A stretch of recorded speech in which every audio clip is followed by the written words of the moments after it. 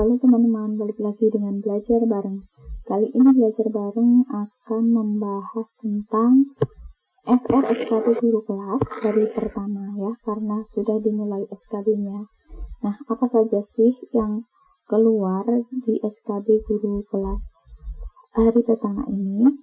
Nah, belajar bareng sudah merangkum beberapa field report atau FR dari teman-teman yang mengikuti SKB guru kelas hari pertama. Yuk kita langsung simak saja ya.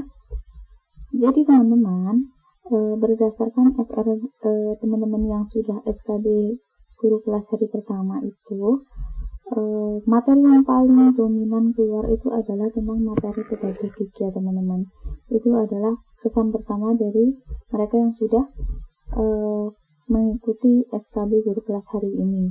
Nah, materinya apa saja tentang pedagogik yang keluar? Yang pertama itu tentang PROTA teman-teman. Seperti kita tahu ya, PROTA itu merupakan program tahunan ya, program tahunan yang disusun oleh sekolah untuk kegiatan selama 1 tahun pelajaran ya. Nah, adapun langkah dalam penyusunan PROTA, yang pertama kita harus menelaah yang namanya KALDIK atau kalender pendidikan. Gunanya apa? Dengan melihat KALDIK, kita kemudian menandai hari libur. Kita misalnya kan hari mulai pelajaran itu kan bulan Juli, awal tahun itu mulai bulan Juli. Maka kita tandai hari liburnya hari apa saja, kemudian sampai dengan bulan Juni tahun berikutnya. Kemudian setelah menandai hari libur, kita menghitung minggu efektif ya. Kan ada yang namanya libur lebaran, ada yang namanya libur akhir tahun, libur kenaikan kelas, libur semester, itu kita coret ya. Nah, yang dihitung itu yang tidak termasuk waktu-waktu libur seperti itu. Nah, selanjutnya langkah ketiga itu membagi alokasi waktu yang disediakan untuk setiap mapel. Nah, jadi dalam PROTA itu akan disusun seperti ini komponennya. SKD standar kompetensi, kemudian KD kompetensi dasar ya, kemudian ada konsep materi apa yang akan disampaikan, kemudian ada alokasi waktu. Itu adalah dalam PROTA. Nah, PROTA itu dalam setahun ada 2 ya, PROTA semester 1 dan 1 dibagi dan 1 dan 2 seperti itu. Materi yang selanjutnya keluar hari ini adalah tentang PROMES. Nah, PROMES itu apa? Program semester ya. Program semester itu diturunkan dari yang namanya tadi pertama PROTA. Nah, langkah dalam penyusunan PROMES yang pertama yaitu tentukan SK dan KD. Tentunya kita tinggal ngeklik dari PROTA dan itu harus sesuai ya. Kemudian kita melihat PROTA. SK dan KD tersebut itu dalam PROTA itu masuk semester berapa? Semester 1 kah atau semester 2 kah? Seperti itu.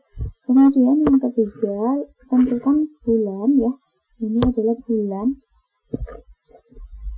dan minggu keberapa suatu materi. Misalnya seperti sekarang materi tentang pecahan kelas 5 itu disampaikan di bulan Agustus kemarin, kemudian minggu keempat seperti itu ditentukan. Kemudian yang langkah selanjutnya membuat catatan untuk bagian yang membutuhkan penjelasan. Misalnya materi pecahan disampaikan yang alokasinya 2, harusnya minggu keempat bulan Agustus belum bisa dilaksanakan, akhirnya mundur sampai September seperti itu. Nah, komponen dalam PROMES itu nanti biasanya ditanyakan komponen yang ada dalam PROMES maupun komponen yang tidak ada dalam PROMES. Nah, komponen dalam PROMES itu tadi ada SK, kemudian IPK, indikator pencapaian kompetensi, kemudian alokasinya waktu, berapa JP misalnya seperti itu. Kemudian akan di bulan apa dan minggu keberapa seperti tadi contohnya ya. Misalnya itu tadi 2 JP, bulannya adalah Agustus, kemudian minggu keempat seperti itu. itu adalah promes. Gambarannya seperti itu tentang promes. Jadi yang perlu diingat biasanya promes itu selain langkah-langkah pembuatannya atau penyusunannya itu adalah komponen yang ada dalam promes, seperti itu. Materi yang ketiga yang dilaporkan keluar pada hari ini SKB ya, yaitu tentang alokasi waktu. Tentang apanya alokasi waktu? Yaitu tentang cara menghitung alokasi waktu. Alokasi waktu belajar dalam 1 tahun, seperti itu yang tadi disebutkan dalam kata maupun promes.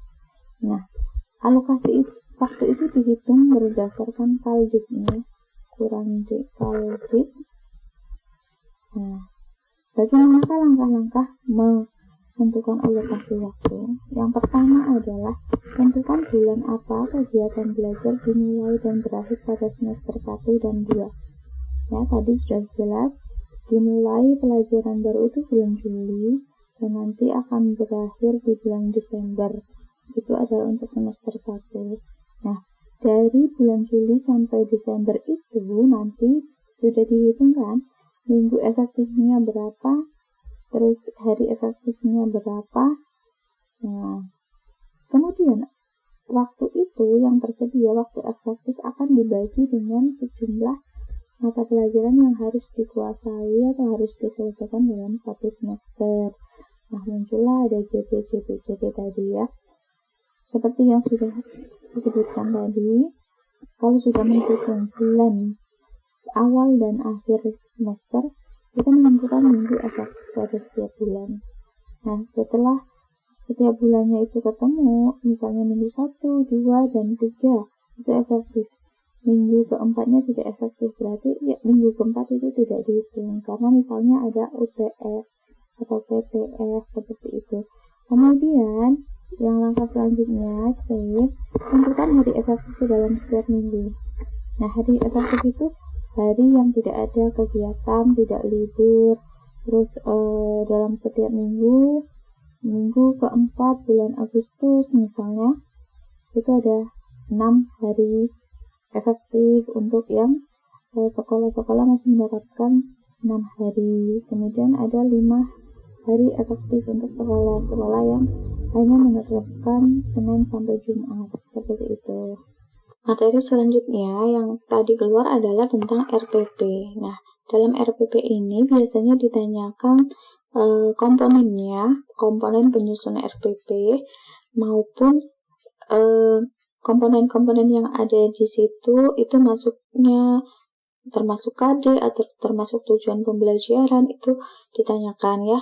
Jadi kita harus benar-benar menguasai tidak hanya komponennya apa saja, akan tetapi masing-masing dari komponen itu kita harus paham ya, kata-katanya seperti apa, itu nanti masuk model pembelajaran kah, langkah pembelajaran yang memenuhi 4C ya, seperti itu. Karena sekarang mengikuti RPP abad 21. Nah, komponennya apa saja sih dalam RPP? Yang pertama itu ada identitas. Identitas ini jelas ya, biasanya meliputi nama sekolah, kemudian kelas, kemudian tahun pelajaran, terus tema seperti itu atau mata pelajaran, alokasi waktu seperti itu. Kemudian yang kedua itu adalah mengandung tentang kompetensi inti ya, 4 kompetensi inti yang akan dicapai seperti itu. Kemudian yang ketiga itu ada KD dan IPK. Apa itu IPK? Ini adalah indikator pencapaian kompetensi. Nah, yang keempat itu adalah ada tujuan pembelajaran. Nah, di sini biasanya kita disuguhkan dengan tujuan pembelajaran manakah yang paling efektif, yang memenuhi syarat ABCD, yang memenuhi kriteria HOTS, yang memenuhi scientific, itu seperti itu. Kemudian yang kelima itu adalah PPK. PPK itu penguatan pendidikan karakter, seperti karakter-karakter yang ingin dicapai setelah pembelajaran ini dilaksanakan, misalnya bertanggung jawab, disiplin, berani, percaya diri, seperti itu disebutkan. Nah, kemudian yang ke-6 itu adalah materi pembelajaran. Di sini disampaikan materinya secara pokok ya. Kemudian yang ke-7 ada model, pendekatan, metode. Model misalnya modelnya itu adalah discovery learning, pendekatannya scientific STEAM atau scientific feedback, atau kemudian metodenya itu adalah eksperimen, diskusi, kemudian demonstrasi, simulasi, seperti itu. Karena dalam RPP pembelajaran inovatif yang terbaru abad 21 itu kolaborasi siswa dengan guru itu sangat diutamakan daripada pembelajaran ceramah seperti itu. Kemudian yang ke-8 itu media dan bahan. Kemudian yang ke-9 langkah pembelajaran. Nah, di sini langkah pembelajaran itu kan ada kegiatan pendahuluan, kegiatan inti, dan kegiatan penutup. Nah, kita harus bisa membedakan kegiatan tersebut masuk kegiatan intikah atau kegiatan penutup atau kegiatan pendahuluan. Kemudian kita juga harus bisa menerapkan langkah-langkah pembelajaran yang mengandung 4C ya, sifat 4C, yaitu kolaboratif, communication, kreatif, dan kritis, maupun menerapkan misalnya pendekatan feedback, pendekatan STEAM, seperti itu. Manakah yang misalnya kalau STEAM itu menggunakan teknologi, penerapan teknologi dalam kegiatan mana gitu. Kemudian menggunakan kata kerja HOTS itu yang mana, kita harus paham itu ya. Kemudian yang ke-10 itu adalah penilaian. Penilaian itu teknik penilaiannya itu apa dan bentuk soalnya seperti apa, itu kita juga harus paham. Nah, yang selanjutnya itu ada kegiatan namanya remedial, komponen remedial. Remedial itu untuk anak-anak yang belum mencapai KKM. Kemudian yang selanjutnya itu ada pengayaan, itu untuk anak-anak yang sudah mencapai KKM atau ketuntasan belajar ya. Nah, remedial dan pengayaan ini juga sudah dibahas di video-video sebelumnya ya.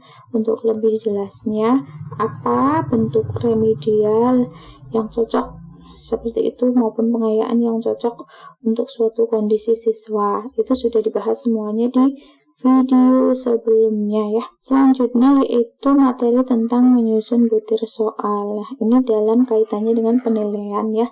Kita itu menyusun butir soal. Nah, langkah-langkah dalam menyusun butir soal itu tidak sembarangan. Akan tetapi yang pertama kita harus menganalisis KD yang akan dievaluasi dengan soal tersebut. Kemudian yang kedua, menyusun kisi-kisi soal. Yang ketiga, memilih stimulus menarik dan kontekstual. Ini ya, kontekstual harusnya. Artinya apa? Artinya kita tidak boleh membuat soal yang tidak berkaitan dengan keseharian siswa. Itu tidak kontekstual namanya. Kemudian yang keempat itu adalah menulis butir soal itu sendiri atau butir pertanyaan. Sedangkan yang kelima kita harus bertanggung jawab, yaitu membuat rubrik penilaian ya, atau rubrik penskoran dari pertanyaan-pertanyaan yang sudah kita tulis. Itulah cara-cara kita menyusun butir soal. Materi selanjutnya yaitu yang keluar adalah kali ini tentang teori Pearson ya. Ini berkaitan dengan namanya tahapan perkembangan siswa atau perkembangan peserta didik. Nah, di mana dalam teori Pearson ini dibedakan menjadi 4 ya.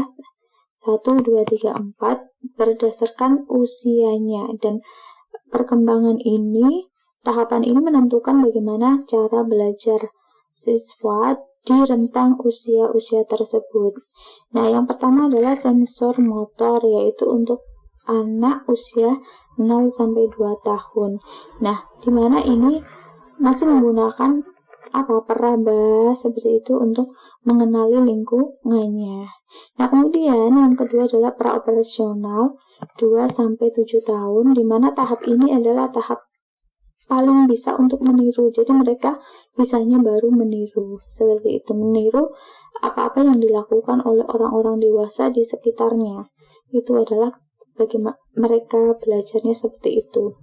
Kemudian tahap yang ketiga, operasional konkret ini ya harusnya, yaitu di usia 8-12 tahun atau usia sekolah dasar, di mana kita di operasional konkret ini siswa-siswa itu baru bisa memahami dengan pas itu sesuatu yang konkret, sesuatu yang nyata. Makanya di SD itu disarankan menggunakan benda-benda konkret, benda-benda di sekitar, kontekstual dalam belajar ya, karena disesuaikan dengan tahap perkembangan siswa itu sendiri di usia 8-12 tahun, yaitu operasional konkret.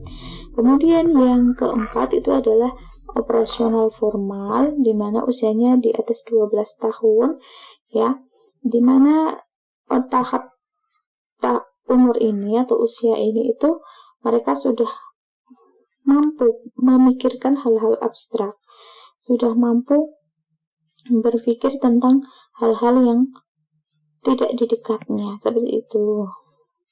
Makanya ini untuk sekolah SMP, SMA, seperti itu materinya ataupun metode pembelajarannya sudah berbeda dengan di SD. Tidak lagi segala sesuatu dihadirkan secara konkret di kelas, akan tetapi mereka sudah bisa berpikir dan menalar, mengasosiasi lebih baik. Materi selanjutnya yang tidak kalah populer hari ini adalah tentang media daring, karena kita sedang pandemi COVID ya, dimana banyak sekali media yang bisa digunakan kita selama daring, yaitu ada WhatsApp, ini sangat umum digunakan, kemudian ada blog, ada Zoom, ada Webex, ini ya Webex, ada Google Meet, ada Messenger, ada Instagram Live, YouTube Live, G Suite, Moodle, Edmodo, ataupun ada sekolah-sekolah maju atau sekolah-sekolah di kota yang sudah mempunyai sistem e-learning pribadi sekolah tersebut. Itu semua bisa digunakan sebagai media daring untuk belajar. Nah, setelah tadi tentang kemampuan atau kompetensi pedagogik, nah sekarang adalah kompetensi profesional. Beberapa materi yang muncul hari ini adalah yang pertama itu tentang energi kinetik dan energi potensial. Energi kinetik dan energi potensial ini juga sudah dibahas di video sebelumnya ya, ada tentang sharing SKB guru kelas materi IPA, itu sudah dibahas tentang apa sih energi kinetik dan contoh soal dari energi kinetik dan energi potensial, di mana rumus dari energi kinetik dan energi potensial itu adalah sebagai berikut ini ya, di mana EM ini adalah energi mekanik, itu merupakan penjumlahan dari energi kinetik ditambah dengan energi potensial suatu benda, di mana EK itu rumusnya setengah atau 0,5 kali massa kali kecepatan kuadrat ya. Kemudian energi potensial itu adalah massa kali gravitasi kali ketinggian. Jadi benda-benda yang mempunyai ketinggian H itu baru mempunyai energi potensial. Kemudian materi yang kedua yaitu tentang percepatan ya. Percepatan ini terdapat pada namanya gerak lurus berubah beraturan. Ini juga sudah pernah dibahas tentang gerak lurus berubah beraturan, bisa dicek saja. Di mana pada gerak lurus berubah beraturan percepatan itu ada dua macam. Yang pertama percepatan semakin cepat, yang kedua adalah perlambatan atau gerak lurus berubah beraturan yang diperlambat ya, terdapat pada gerak lurus berubah beraturan yang diperlambat. Kemudian materi yang ketiga yaitu tentang perkalian pecahan ya. Kalau berbicara tentang perkalian pecahan itu ada pecahan biasa, misalnya setengah kali 1/4. Ya sudah, ini tinggal dikalikan pembilang dengan pembilang, penyebut dengan penyebut. Nah, bagaimana dengan pecahan desimal 0,2 kali 0,4? Ya, kita bisa menghitung apanya? 2 kali 4-nya itu kan 8. Kemudian kita hitung di belakang koma itu ada berapa? Ada berapa angka? Di sini 1, di sini 1. Maka hasilnya itu adalah hasilnya itu 0,08. Karena apa? Nih, dijumlahkan, belakang komanya dijumlahkan. Kalau sini 1 berarti sini harus 2. Seperti itu. Nah, bagaimana dengan pecahan campuran? 1,5 kali 3, 1/2. Nah, agar mudah ini bisa dijadikan pecahan biasa terlebih dahulu.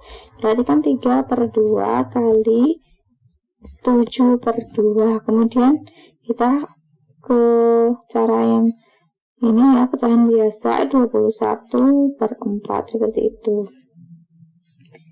Nah, materi yang selanjutnya itu tentang median. Median dalam suatu data itu kan merupakan tengah-tengahnya ya, tengah-tengah data. Misalnya ada data seperti ini 6, 7, 8, 9, 10. Nah, mediannya itu mana? Mediannya itu 8. Itu adalah pengertian median. Nah, demikian ya teman-teman untuk FR SKB Guru Kelas hari pertama ini. Semoga bermanfaat. Jangan lupa klik like, share, and subscribe. Terima kasih.